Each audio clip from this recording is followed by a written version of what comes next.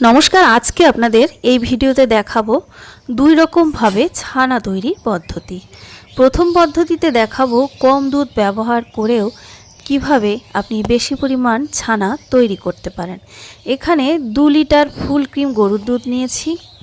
পরিমাণ আপনি নিজের ইচ্ছে মতো কম বেশি করতে পারেন। তো প্রথম কথা, ছানা বেশি পাওয়ার জন্য আপনাকে অবশ্যই শর্ট তোলা যাবে না দুধের। আর সেই সঙ্গে দুধের ছানাটা কাটানো যদি হয় টক দই দিয়ে, তাহলে কিন্তু ছানার পরিমাণটা অনেকটা বেড়েও যায়। সেই সঙ্গে যে ছানাটা তৈরি হয় সেটা কিন্তু বেশ নরম হয় এবং মিষ্টি তৈরির জন্য বেশ উপযোগী হয় সেই ছানা।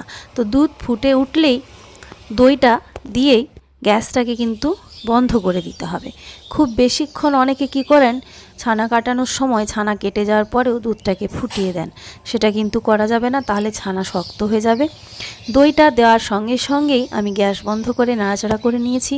দেখুন, ঠিক যখন এরকম হালকা সবুজ ভাব জলের মধ্যে দেখতে পাবেন, তখন বুঝবেন যে পুরোটা ছানা কিন্তু বেরিয়ে গেছে দুধ থেকে। তো তখন এবার এটাকে স্ট্রেনারে বা কোনো পাতলা সুতির কাপড়ে, পরিষ্কার কাপড়ে আপনাকে তুলে নিতে হবে। তুলে টক দই দিয়ে কাটালে যেটা হয়, ছানাটাকে ধোয়ার কিন্তু কোনো দরকার নেই। যেটা আপনি লেবু বা ভিনিগার দিয়ে কাটালে সেক্ষেত্রে আপনাকে একটু ধুয়ে নিতে হবে মিষ্টি তৈরির আগে। তারপর জাস্ট জলটাকে ভালো করে ঝরিয়ে যেরকম ধরনের মিষ্টি বানাতে চাইছেন সেই রকমভাবে কিন্তু ছানাটাকে জল ঝরিয়ে মিষ্টি তৈরির জন্য ব্যবহার করতে পারবেন। এবার যাচ্ছি দ্বিতীয় পদ্ধতিতে। তার জন্য এখানে কিন্তু আমি দুধ দেখুন আগের থেকে অনেকটা বেশি নিয়েছি, প্রায় 3 লিটার এখানে গরুর দুধ নিয়েছি। কিন্তু এই দুধ থেকে শর্টটা তুলে নেওয়া।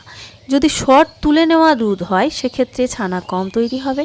আর এই ছানাটা আমি কাটাচ্ছি ভিনিগার দিয়ে। আগেরটা বলেছি বেশি পরিমাণ ছানা পেতে চাইলে টক দই দিয়ে কাটাতে হবে। এখানে 3 লিটার দুধে প্রায় 4 থেকে 5 টেবিল চামচ ভিনিগারের সঙ্গে আমি অল্প একটু জল মিশিয়ে নিচ্ছি। যদি আপনি এখানে দুধের শর্টটা রেখে দেন সেক্ষেত্রে ভিনিগারের পরিমাণটা একটু বাড়াতে হবে। এখানেও সেই একইভাবে দুধটা ফুটিয়ে নিতে হবে। ফুটতে শুরু করলেই সঙ্গে সঙ্গে যখনই ভিনিগারটা আমি এখানে অ্যাড করব, গ্যাসটাকে কিন্তু বন্ধ করে দেব কয়েক সেকেন্ডের মধ্যে। একদমই ছানা তৈরির সময় ছানা কিছুটা কেটে যাওয়ার সঙ্গে সঙ্গে গ্যাস বন্ধ করে না দিলে ছানা কিন্তু শক্ত হয়ে যায়। দেখুন, একদম সবুজ জল বেরিয়ে গেছে, তার মানে ছানা কিন্তু পুরোপুরি তৈরি হয়ে গেছে। এখানে 3 লিটার দুধের ছানা তৈরি করেছি ঠিকই, কিন্তু 2 লিটার দুধে যতটা ছানা পেয়েছিলাম, যেহেতু দইটা ব্যবহার করেছিলাম, এখানে কিন্তু ঠিক ততটা পরিমাণ ছানা তৈরি হয়নি। তো একই রকমভাবে যেটা বলেছিলাম, স্ট্রেনারে বা সুতির কাপড়ে ছানাটাকে তুলে নিতে হবে। আর অবশ্যই ভিনিগার বা যদি লেবুর রস ব্যবহার করেন তাহলে কিন্তু জল দিয়ে পরিষ্কার করে একটু ধুয়ে নিতে হবে। নাহলে ছানার মধ্যে একটা টক ভাব থেকে গেলে মিষ্টির মধ্যেও কিন্তু সেটা থেকে যাবে। একইভাবে জল ঝরিয়ে এটাকেও আপনি মিষ্টি তৈরির জন্য ব্যবহার করতে পারবেন, বা এখান থেকে পনির তৈরি করতে পারবেন, অথবা এমনিও ছানাটাকে খেতে পারবেন।